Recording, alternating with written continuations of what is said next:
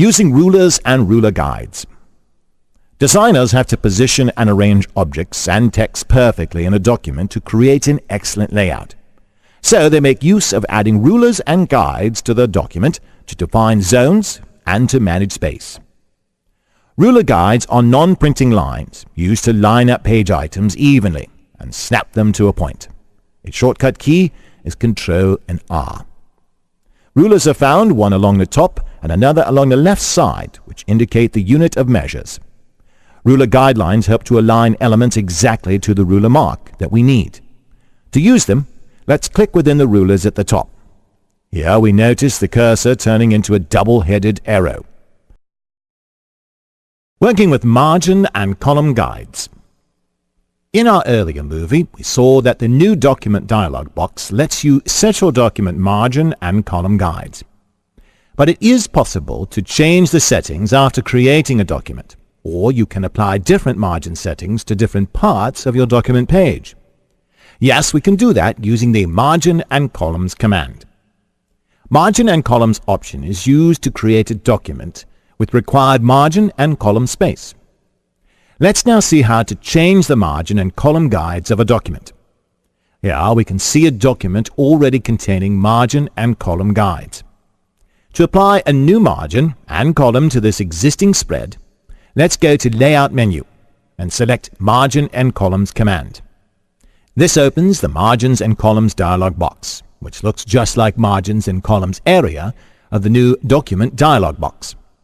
Here the Margins is the first option, which contains 4 different margin fields. They are top, bottom, inside, and outside.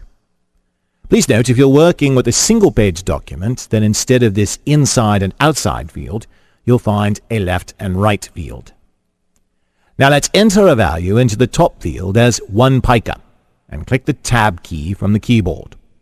You'll notice the remaining 3 margin fields filled with the same value. This is because of the link option, which is present here. Now let's select the Preview checkbox on so that we can see all updating changes. Immediately we can see the margin alignment getting changed in our document spread. When you wish to have different margin settings for all 4 fields, then you have to remove the link and enter your custom values in your desired fields. The next option is the Columns field. Now by default, a page has 1 column defined by 2 column guides, one at the left and one at the right margin. Now let's change the number of columns from 1 to 3 by using this up arrow icon. Changing the number of columns replaces all existing columns with a new set of equally spaced columns, as you see now. The last option is the gutter. A gutter is nothing but the space present in between each column guide. As we increase the value in this field, you'll notice the spread present in between the columns getting increased. Now let's close the dialog box by clicking the OK button.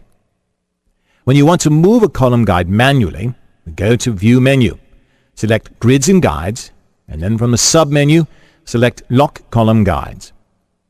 Using the selection tool, let's drag the column guides so that you can see the column guides moving within the document page. As I said in our earlier movie, when you want to hide guides from the document, press the shortcut key. This will help us in hiding or showing all types of guides in our document page. Snapping objects or text frames to guides. Snapping option helps objects in text frames' edges get grasped to the nearest guides whenever you draw, move, or resize an object. Let's select the rectangular tool and draw a rectangular object in the document. Using the selection tool, let's drag the object to the column guides. When we do so, you'll notice the object getting snapped to the guides. Now to disable the snap command, go to View menu and select Grids and Guides. And then from the sub-menu, select Snap to Guides option. Here's a tip for you. Usually guides are placed in front of all items. In case if you wish to place it behind the item, then go to Edit menu and select Guides and Pasteboard Preference from the Preferences list and enable the Guides to Back checkbox. Now by this time I'm sure that you have gained a better knowledge of how to use margin and column guides inside InDesign document. So in our next movie, we'll see what grids are and how to use them. Using document grids. Grids are another alignment feature offered by InDesign. A grid is used to align objects, images, and text on a page. In InDesign, there are two types of grids. They are document grid and baseline grid. Now let's see the uses of document grids in this movie. To view a document grid, let's go to View menu and choose Grids and Guides. And then from its submenu, let's select Show Document Grids. This is our document grid, which contains a whole network of small squares. A document grid is used to align objects, and it resembles a graph paper. Now let's zoom into the page to 200%. Now, unfortunately, you'll not be able to see those grids because they are currently placed behind all these objects. To bring our grids out front, let's go to Edit menu and select Preference. This opens a submenu, and here let's choose the Grid option, and this opens a Grid Preference dialog box. Here, let's deselect the Grids in Back checkbox, and then click the OK button. Now we can see our document grid placed on top of all the other objects and texts in our document page. Now, in case you wish to snap objects onto these grid lines, then right-click our mouse button outside the document page. And then from the contextual menu, select Grids and Guides and choose Snap to Document Grids. Now, using the selection tool, when we drag this sunflower image, you can see the image frame getting perfectly within the document grid lines. This option works much similar to that of snapping objects or text frames to guides, which we discussed in our earlier lesson. Now let's hide this document grid by choosing View menu and choose Grids and Guides. And then from its submenu, let's select Hide Document Grids. We can customize both the documents and baseline grids by using the Grids Preferences panel. Start using document grids in our document page for alignments and snapping objects, and try to customize their options by using the Grids Preferences. As I said earlier, there's one more grids option called the Baseline Grid. We'll discuss that in detail in our Aligning to Baseline Grid lesson. Smart Cursor. Adobe InDesign CS4 has come up with a smart feature called the Smart Cursor.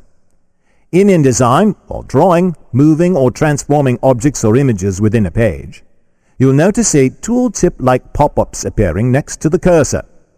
Now, these pop-ups update the object's dimension, object sizing, positioning, and rotation data very precisely as we transform objects.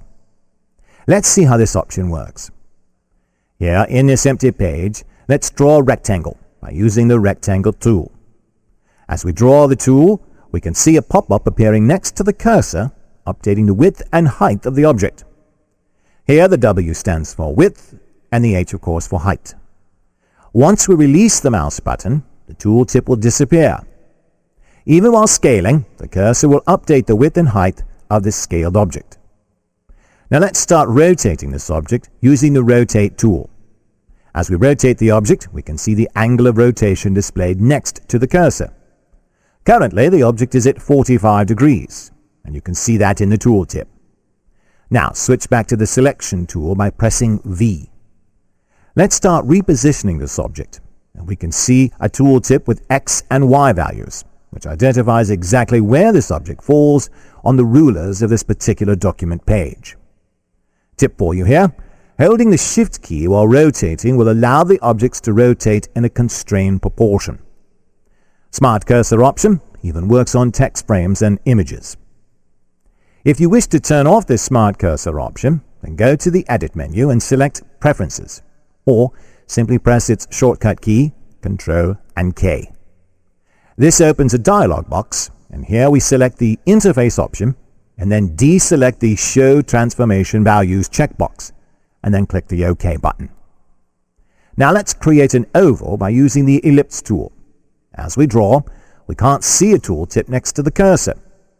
Even if we scale or move the oval, the tooltip will not appear.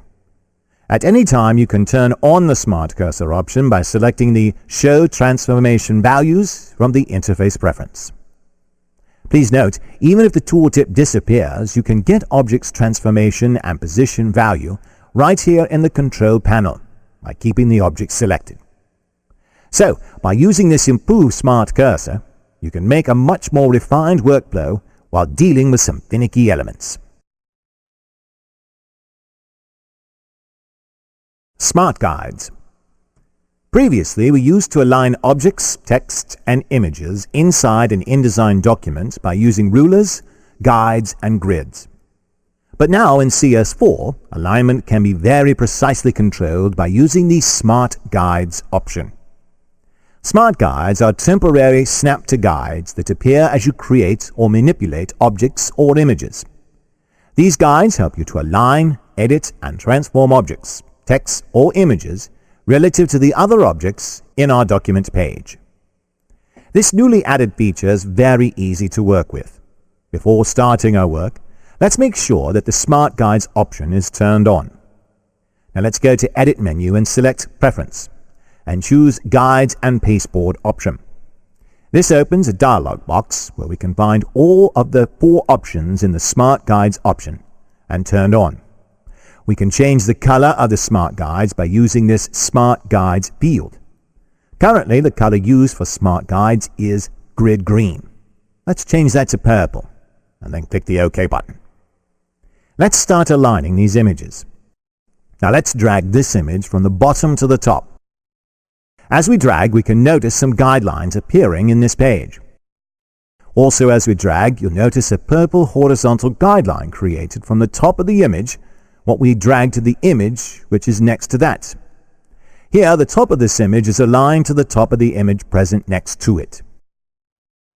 As we drag the image down, you can see the image center getting aligned to the center of the image that is at its top. Now, when we drag the image downward, you can notice a pink guideline in the document page, which means the top of this image is now aligned to the center of the page. In the same way, objects can be aligned to the top, center, or bottom of any column guide or margin guide. Please note, when an object, text, or image is dragged outside the document page, then the Smart Guide options won't work. Now let's watch how the Smart Dimensions and Smart Spacing options work. Let's jump to the second page of this document by pressing Ctrl-J. This opens a Go To page dialog box. Enter the number 2 and then click the OK button. Once the page gets displayed, you can see 3 images at the top imperfectly aligned. Using the Zoom tool, let's zoom into that portion. After zooming in the page, bring back the Selection tool by pressing V from the keyboard. Here, the width and height of these 2 images are the same, whereas the size of the first image is different. When we wish to adjust the width of the first image to match the other 2, then using the Selection tool, let's scale the image width. As you do so, we can notice a dimension line appearing in all 3 images, which means the width of the first image is matching the width of the next 2. Now release the mouse button. Likewise, we can adjust the height of the image using the Smart Dimension lines, as you see now. This way, the Smart Dimension helps the user to measure and scale this perfect. Now let's fit the image to the frame by choosing the Fitting Content to Frame option from the Fitting command. Please note that Smart Guide options work even with text frames and objects. The next option is the Smart Spacing, through which objects and images in the layout are very accurately spaced. Now let's drag the second image and make its top aligned to the first. Then drag the third image, and as we drag, you can see a spacing line appearing in between the images at the bottom. Only when the spacing is equal between the images, you can see this line. This option even rotates objects and images by using the rotational guides. For example, if you want to rotate the second image to match the rotation of the third, then using the Rotate tool, start rotating the middle image. And as you rotate, you can see the rotational guides appearing in the second and third image. Aligning objects this way will help us even save much more time. If you're a person working with a large document of more than 100 pages, then you can make use of this wonderful alignment option, through which objects can be